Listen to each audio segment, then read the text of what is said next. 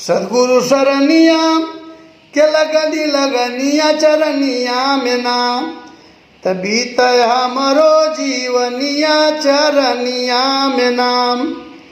सदगुरु समय के रहल राम रघुराई द्वापर में उहे भइले कुंवर कन्हाई। जेकरी चरनिया के भइली पूजनिया चरनिया में नाम जग जाहिर सारी दुनिया चरनिया में नाम। गिद्धय जामिल यौरो गणिका के तरल ग्राह के मारी गजराज के उबरल। त्रेता वाली जुनिया केवट केवट कठवत ले पनिया चरनिया में नाम तधो के तरल कुल पारनिया चरनिया में नाम।